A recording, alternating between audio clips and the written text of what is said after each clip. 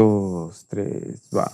Cha, cha, chararara, cha, chararara, cha, cha, chararara. La Parleta. Necesitamos grabar ahora sí uno de estos saludos así del público que grita ya en vivo. Ya no podemos seguir haciendo nosotros, compadre. Amigas y amigos. Bienvenidas. Y bienvenidos a La Parleta, su podcast confiable de arquitectura. El primer podcast de arquitectura de Ecuador, el mejor podcast de arquitectura según Carlitos Valareso y Cervecería Itinerante. Y nuestras mamás. ¿Cómo están, amigas? ¿Cómo están, amigos? Antes de nada, antes de empezar con cualquier cosa, tenemos un anuncio importante. Como ustedes ya sabrán, Anne Lacaton ganó el premio Pritzker. Nuestra madrina oficial acaba de ganar el premio más importante de arquitectura. Bueno, no solo ella, ¿no? Anne Lacaton y Basal también.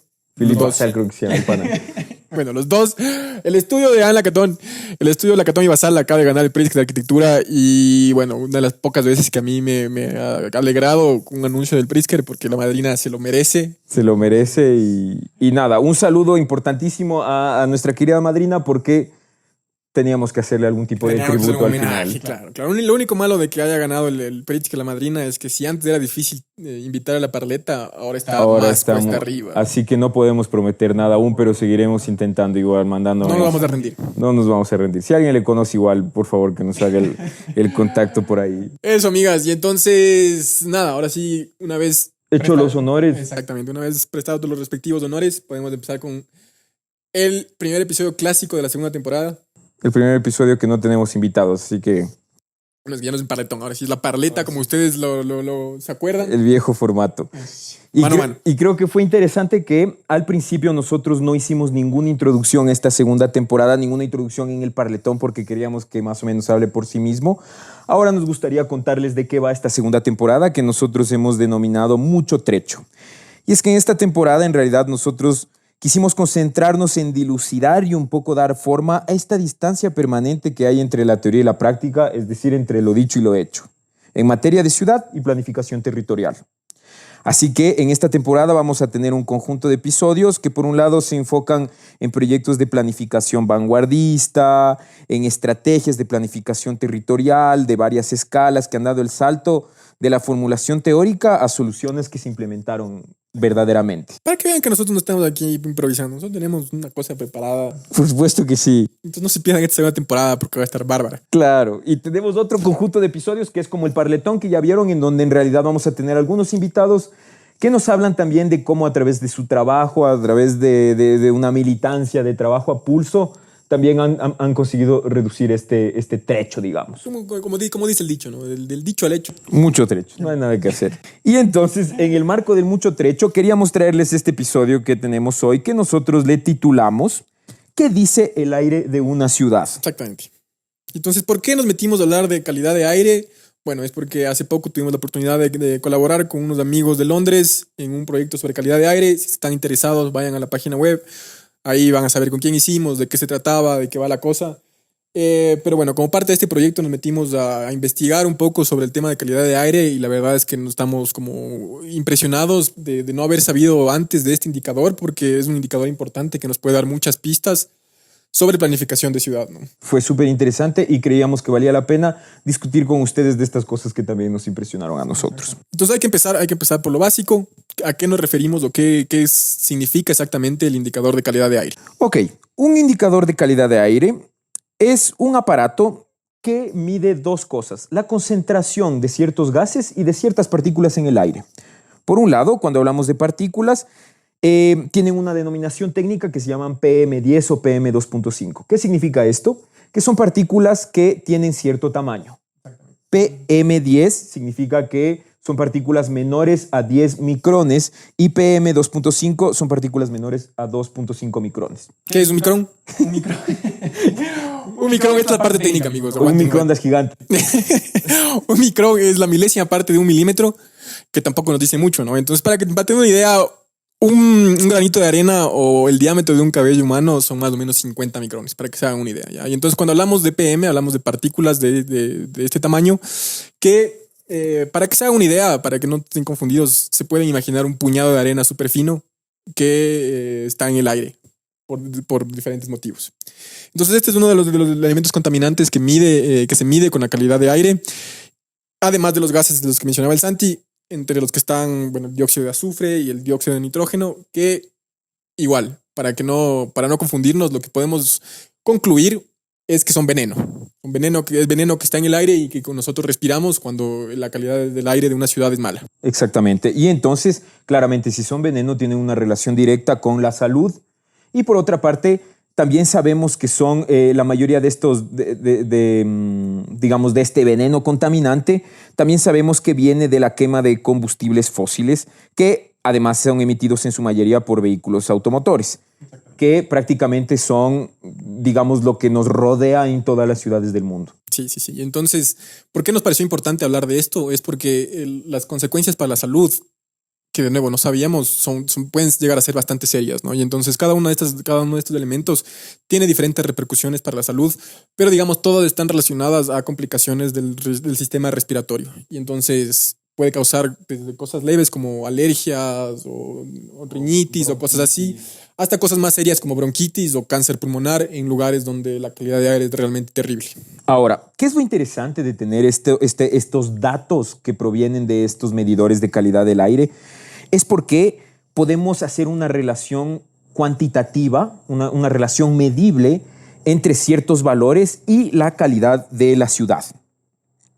Es decir, relacionamos la cantidad de estos elementos contaminantes con qué tan buena es la calidad de una ciudad. Exactamente. Entonces, ¿qué entendemos por calidad de ciudad? Como les decíamos, si nosotros sabemos de dónde provienen todos estos contaminantes, como el tráfico, por ejemplo, sabemos que si es que la calidad del aire es buena, quiere decir que seguramente la calidad de la ciudad va a ser buena porque, por ejemplo, tal vez hay poco tráfico, porque la salud de los habitantes es buena, porque no se están metiendo veneno por las fosas nasales, porque tal vez la ciudad tiene un montón de espacios verdes, que los espacios verdes ayudan porque los árboles no solo respiran el CO2, sino que también las hojas son capaces de atrapar todas estas partículas de las que hablábamos, y una vez que ya se atrapan ahí, luego con la lluvia caen al suelo y ya no están, digamos, rondando por el aire todo el tiempo. Una cosa importante que a estas alturas ya se darán cuenta es que indirectamente esta relación de la calidad de la ciudad con estos elementos contaminantes también tiene relaciones indirectas con la calidad de ciudad, no necesariamente en términos de lo que respiras, sino que sabemos que si tienes menos tráfico, por ejemplo, vas a tener menos ruido. Es decir, que la gente que vive en... Claro, no mi pana aquí está obsesionado porque mi pana vive en la Colonia América. Y entonces ustedes no saben lo que es que te levante un bus a las 5 de la mañana. Y seguramente hay un montón de lugares en donde se pueden ver este tipo de relaciones un poco como indirectas casi, ¿no? Bueno, nosotros vivimos en el paraíso, en la mitad del mundo, y entonces, por ejemplo, no tenemos que preocuparnos del invierno, pero hay ciudades, por ejemplo, al sur de Chile, donde para calentarse en el invierno los panes no tienen otra que quemar fósiles o combustibles fósiles, y entonces en otros lugares la calidad de aire también se ve afectada, por ejemplo, por temas de industria. Y bueno, son cosas que por suerte no tenemos que preocuparnos, pero como dice el Santi, son temas que al final terminan dándonos una idea general de calidad de ciudad. Exactamente. Y entonces, una cosa que es interesante de discutir es cómo y dónde y de qué forma se mide esta calidad del aire y sobre todo por qué es un método o por qué es una estrategia inteligente en términos de ciudad, para las ciudades. Claro. Y entonces ustedes estarán imaginando que, estos panas, medir la calidad de aire, Dios mío, necesitamos unos laboratorios súper técnicos, necesitamos un montón de doctores en bata, necesitamos unos equipos carísimos, unos reactivos locos. No. Porque cuando uno escucha Micron, igual dice, Micron me suena a focazo. Claro, pero venimos nosotros a decirles que no, que es fácil, es barato y es replicable, porque medir esto realmente solo requiere unos equipos que ya están hechos, que ya están perfeccionados y que ya están disponibles en el mercado para ser adquiridos y puestos en todas las partes de la ciudad. Exacto. Y dadas nuestras limitaciones, vamos a hacer una descripción más o menos. En realidad, este equipo de medición de calidad del aire no es mucho más grande que un... ¿cómo se llaman los calefones? Un calefón eléctrico, exacto. O sea, mide unos 50 centímetros, por ahí tiene una antenita, pero en realidad es un dispositivo muy chiquitito y una computadorita, naturalmente, que es la que registra los datos. Si algún experto en calidad de aire nos está escuchando, sabemos que también hay otros equipos que son mucho más especializados, pero nosotros estamos hablando de uno que está disponible comercialmente y que mide todos estos contaminantes que nosotros estamos hablando, que digamos son los más usados en términos de calidad de aire. Lo interesante de este equipo, ahora que sabemos que es pequeño, es que se puede replicar. Y la ventaja que nos da de que sea un equipo sencillo y replicable es que finalmente en términos de administración pública es algo que se podría implementar de forma muy fácil y que además nos puede dar digamos, una radiografía muy compleja de cómo es el aire en ciertas ciudades. Y de hecho esto existe. Exactamente. Entonces nosotros vamos a poner un link ahí en la descripción del episodio de una página web. Bueno, hay algunas, ¿no? Pero vamos a poner el link de una página web donde uno puede ver a tiempo real la calidad de aire en todo el mundo en realidad. Bueno, en las ciudades, mejor dicho, en las ciudades que tienen disponibles estos medidores.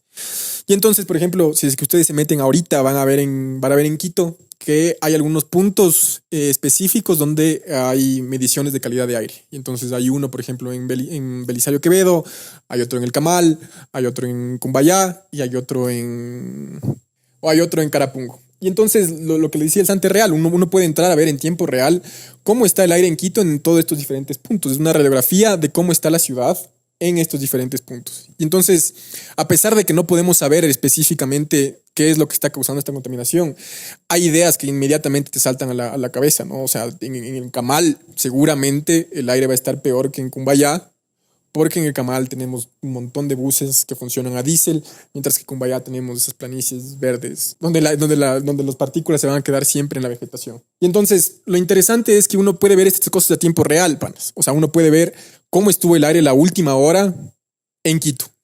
Exactamente.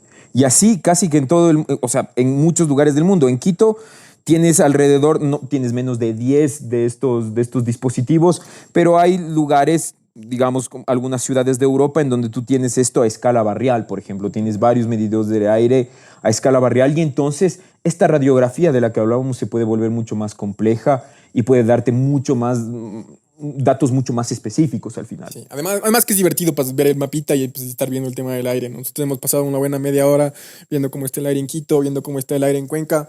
Un saludo a Cuenquita, porque Cuenquita tiene un aire espectacular, porque como les decíamos, nos imaginamos que es porque los panas tienen un tranvía, porque se han tomado medidas vanguardistas de planificación.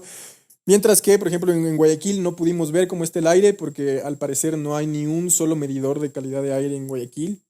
Dejaremos la interpretación suya de por qué pasa eso. 3 puntos ahí. 3 puntos suspensivos. 3 puntos suspensivos. Claro, pero se puede ver en todas partes del mundo. Podemos ver la calidad de aire en Bogotá, en Lima, en México. En México ya se puede un poquito más denso porque, claro, somos 20 y pico millones de habitantes viviendo en una sola ciudad. Exacto. Y ahí tenemos que detenernos en un punto importantísimo. Es decir, ustedes van a ver eventualmente cuando empiecen a monear estas páginas web que tienen un número que está relacionado a unos datos en donde tú, naturalmente, de acuerdo a este número, tienes una baja o una mejor o peor calidad del aire. También hay unas caritas, hay la carita feliz, hay la carita triste, la carita seria. Hay la carita que estoy muriendo en realidad. Entonces, mientras nosotros, por ejemplo, tenemos un número que es moderado, que es el número 62 en Belisario Quevedo, en Quito, hay un lugar en México que se llama Zacatecas. Y entonces Zacatecas, lo crean o no, tiene el número 814. Es un color morado, es un muñequito que ya está muerto. Y entonces yo me pregunto qué pasó en Zacatecas. ¿Qué pasa en Zacatecas? O sea, sabemos que no es una cuestión de risa, pero realmente es sorprendente que una ciudad tenga una cosa tan peligrosa pasando, porque realmente el indicador lo que dice es peligroso. Respirar aquí es peligroso a todas horas del día. Desde las 7 de la mañana a las 7 de la noche es peligroso respirar en esta ciudad. Y entonces, si es por causa de los buses, yo no sé qué buses manejan. Son los populares que había aquí por ahí en el año 98, claro, alguna cosa. O hay alguna fábrica de PM, o sea, es una fábrica especializada en crear contaminantes del aire. ¿Qué será? Si algún radio escucha de Zacatecas nos está escuchando, por favor, sería bueno que nos cuentes y tendremos que ver cómo hacemos para mejorar eso. Y que tome una fotito si es que no hay como una nube de arena gigantesca que le impide ver, no sé. Y entonces ahora nosotros empezamos a ver, y ustedes ya les compartimos los datos, cómo es la calidad de aire en nuestra realidad, en nuestra ciudad. Es relativamente buena al final. Relativamente buena, pero, o sea, definitivamente podría ser mejor, ¿no? O sea, acuérdense de lo que decía Karina en el episodio de las carecinas en bici. La man decía que Quito huele a montaña. Y entonces tener un aire moderado en una ciudad como Quito, o sea, no está bien. Podría ser muchísimo mejor si es que, por ejemplo, mejorábamos el combustible de los buses para que ese diésel no nos siga contaminando. O sea, todos hemos estado atrás de un Colón Camal y hemos visto esa nube negra como les decíamos antes, en realidad es un puñado de arena fina que nos estamos metiendo por las fosas nasales. Entonces no vale. No intenten ese experimento en casa, igual, queridos radioescuchas. Hay que hacer esta advertencia para algún amigo avesado que quiera hacerlo. No se mete el puñado de arena porque puedes pararte al lado de un bus Colón-Camal, que es la misma cosa. Claro. La calidad de aire está influida también por temas climáticos, por temas geográficos, y entonces, bueno, Quito es un paraíso porque está en medio de las montañas, porque por aquí, por un tema de corrientes de aire, corre mucho viento, y entonces toda la contaminación que se crea aquí, que sí se crea mucha, afortunadamente se va. Y una de las cosas interesantes que también observamos es, por ejemplo, en la coyuntura de pandemia, ¿no? Exacto. Cuando sucedió a raíz de la pandemia, en todo el mundo se tuvieron que tomar ciertas medidas en cuanto a las restricciones de movilidad y tal. Y hay muchísimas ciudades, ustedes no nos vamos a detener acá, pero pueden googlear qué pasó con la calidad de aire durante la pandemia y es impresionante cómo las ciudades se purificaron un montón a raíz de las restricciones del tráfico, de las restricciones de movilidad. Es decir, la gente vivía mejor y las ciudades mejoraron. Claro, literalmente. o sea, y es sorprendente porque tuvimos como un laboratorio en vivo de cómo mejorar el tráfico, de cómo tener restricciones de tráfico. Realmente tiene un efecto impresionante sobre la calidad de vida de las ciudades. Como les digo de nuevo, o sea, es que esta frase, yo cada vez que me despierto me acuerdo, Quito huele a montaña. Y entonces, en la pandemia, es lo que decía Karina, en la pandemia uno se levantaba y Quito olía a montaña porque no teníamos a todos los buses. Imagínate lo que es levantarte 7:30, ir a laburar y de pronto hueles al ande en la mañana. Claro. O sea, realmente tu vida mejora, ¿no? Claro, tú trabajas mejor, estás más feliz. Exacto, te ves con alguien y no toses. O sea, es realmente impresionante. Es realmente impresionante. Fue un laboratorio que realmente, o sea, no, claro, teniendo en cuenta que fue una época terrible económicamente y salud, pero fue un laboratorio donde pudimos ver que hay una relación directa entre mejorar el tráfico y mejorar la calidad del aire. Y en realidad ese es el punto clave de toda la discusión de hoy alrededor de la calidad del aire. Porque digamos que esta estrategia, este tipo de dispositivos, esta información, en realidad es una herramienta súper poderosa que puede decantar digamos, en proyectos, en medidas públicas, en decisiones políticas que realmente mejoren las ciudades. Y en la misma línea, uno creería que mejorar realmente la calidad de aire en Quito, en una ciudad como Quito, puede ser carísimo y que va a tomar medidas que no son políticamente viables y que requeriría mucha inversión. Pero lo interesante es que ya existen estudios de cuánta plata se podría ahorrar el gobierno central y los gobiernos regionales si es que se invirtiera en mejorar la calidad de aire. Porque, como les decíamos, la mala calidad de aire involucra tener enfermedades respiratorias. Y entonces, de hecho, encontramos un estudio donde dice que, según el Banco Mundial, nosotros en Latinoamérica podríamos ahorrarnos de 2.2 a 6.2 billones de dólares. Que uno también dice, ¿cuánto es eso, no? O sea, suena bastante igual. Si un radio escucha maneja billones, que igual, no sé. O por favor escribe, ¿no? Si tú manejas billones para que no sea una cosa abstracta. Claro, o es básicamente el 2% del Producto Interno Bruto de toda Latinoamérica podría ser ahorrado si es que nos ahorráramos en enfermedades respiratorias. Y entonces, imagínense todo lo que podríamos hacer con esa plata para mejorar la calidad de aire. Imagínense todas las ciclovías que podríamos poner en Quito. Imagínense, podríamos tener buses eléctricos, podríamos tener tranvías por todos lados, podríamos tener parques. Imagínense, son 2.2 billones de dólares. 10 parques metropolitanos en todas partes. El punto al que queremos llegar en realidad es que es una cosa que vale la pena. Una cosa que además se vuelve, como es cuantificable, se vuelve medible y entonces hay puntos de referencia de una cosa que está mal y una cosa que está mejor. Y entonces eso realmente se vuelve una herramienta para todos, para nosotros como diseñadores, para gente que trabaja en planificación de ciudad y para los gobiernos al final. O sea, es como una cosa, una especie, un recurso de poder para la sociedad civil al final, porque todos podemos acceder a este tipo de información. En Quito la información es limitada, en Guayaquil no pueden acceder a la información. Panas, por favor, pongan un medidor en Guayaquil. Y en las otras ciudades del Ecuador sería lo mejor porque ¿cómo nos podemos hacer una idea de dónde estamos al final? Exactamente. Y entonces, de hecho, lo que nosotros encontramos cuando empezamos a investigar estas cosas es que se han hecho experimentos para ver cómo mejora la calidad de aire cuando se implementan distintas medidas. De las medidas más comunes y fáciles están las ciclovías. Incluso el municipio de Quito tiene un estudio que dice que la calidad del aire en el Amazonas mejoró desde que pusieron una ciclovía. Yo imagino que los holandeses deben estar riéndose de la calidad de aire en Ámsterdam, porque claro, todo el mundo anda en bici. Y bueno, hay otras estrategias que se han implementado en distintos lugares y que utilizan la calidad de aire como medidor para saber si es que la estrategia funciona o no. Entonces, por ejemplo, en Londres se implementan cosas como calles de bajo tráfico. Y entonces hay barrios en los que de cierta hora a cierta hora no pueden entrar carros y evidentemente eso mejoró la calidad de aire. Sí, luego tienes cosas que es bonito ver que estas estrategias al final nos podemos familiarizar. Son cosas que además han sucedido aquí. Una que sucede también en algunas ciudades, digamos, donde están más familiarizados con la calidad del aire, es la restricción vehicular permanente a ciertas áreas de la ciudad. Aquí en Quito se ha implementado este tipo de estrategias en el centro histórico.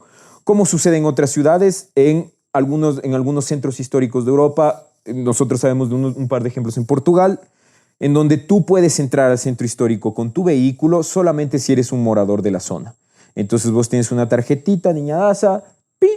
Se baja una barrera y tú eres la única persona que entra con un automotor a esta zona.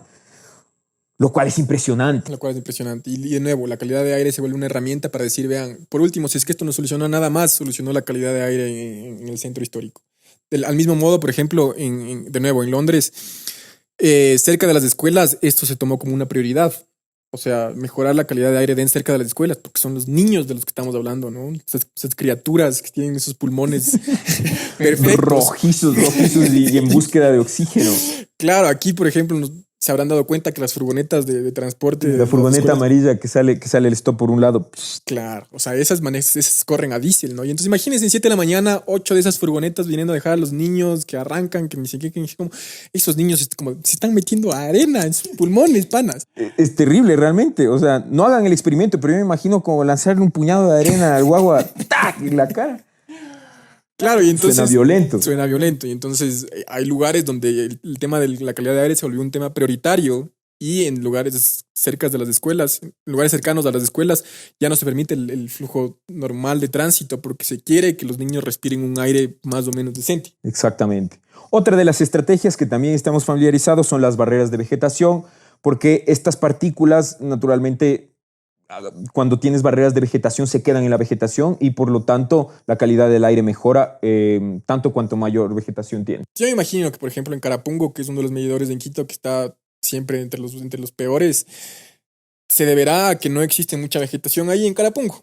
O sea, me imagino, ¿no? Puede ser que yo esté equivocado, pero de nuevo, está comprobado que la vegetación ayuda. Y entonces que pusiéramos un montón de árboles en Carapungo, capaz esos panas pueden mejorar su calidad de aire.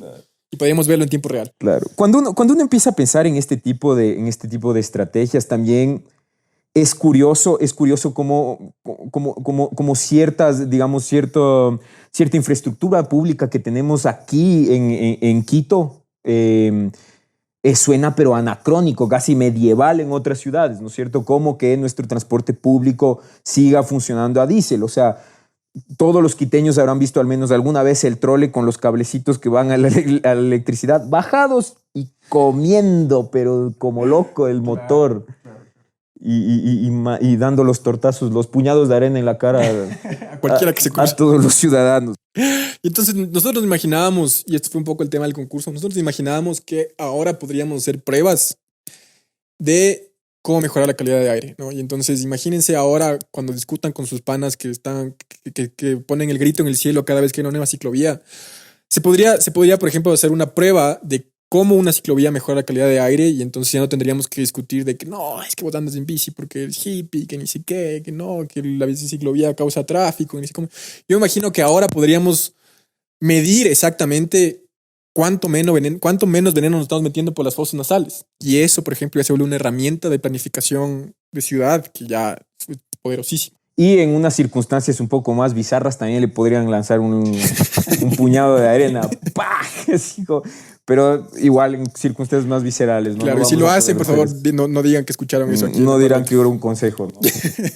creo que es muy importante cachar que la cosa verdaderamente sorprendente de de esta relación cuantitativa entre calidad de aire y la calidad de ciudad, es bueno porque a nosotros nos sorprendió lo cercano que puede ser esta información. Y además nos sorprende lo poderosa que puede ser esta herramienta como para cambiar las cosas a gran escala. Porque uno de los problemas y una de las reflexiones alrededor de todo esto fue que cuando uno piensa en términos de calentamiento global, en términos de consumo de combustibles fósiles, chuta, la única imagen fuerte que tenemos es el osito nadando. El osito en el Polo Norte. Claro, nadando de iceberg a iceberg y no tiene dónde parar, si man se ahoga. Y se destruye todo el no. Claro, pero al final eso sigue siendo lejano, al final sigue pareciendo que no es realmente algo que nos compete, porque es allá súper lejos. O sobre todo hay cierta como impotencia al final, porque ¿qué puedo hacer? ¿Qué puedo hacer yo frente a eso al final?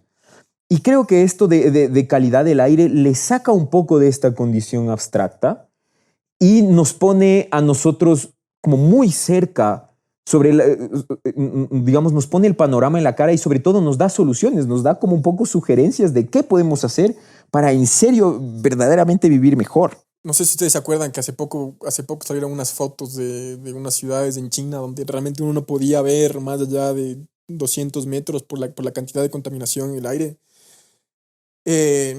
Claro, se volvió una herramienta para que el público pueda exigir al Partido Comunista Chino que mejore la calidad de aire. Y ahora, por ejemplo, China tiene programas para reducir la huella, o sea, para ser de carbono neutral hasta el 2050.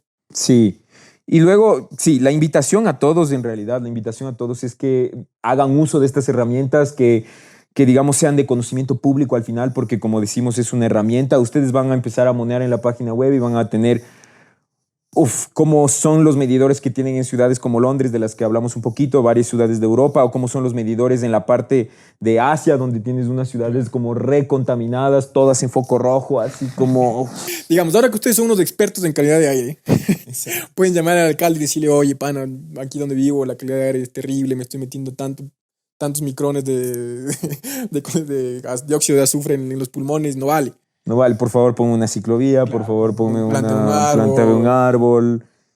Y si no hacemos el movimiento de lanzar el puñado de arena en la cara, que tal vez podría ser bueno. Y si por último, la única cosa que les deja es esto, poder discutir con sus amigos, decir las ciclovías son positivas para la ciudad, ya nosotros nos quedamos contentos. Y creo que con eso nuestra labor se acaba. Bien. El fin. Eso, amigas, eso, amigos, espero que les haya gustado. Para nosotros fue muy chévere empezar a hablar de estos temas que involucran un poquito más de investigación, unas cosas un poquito más técnicas. Espero que les haya gustado. Y espero que puedan ser útiles estas herramientas para ustedes. Cualquier persona que tenga una sugerencia, cualquier persona que tenga un poco de experiencia o haya liderado proyectos o tenga relación con proyectos de calidad de aire, nos vendría muy bien una mano, nos vendría muy bien una crítica o simplemente una anécdota para contarla en la siguiente parleta. Un abrazo a todos y a todas. Saludos. Chao. Chao, chao.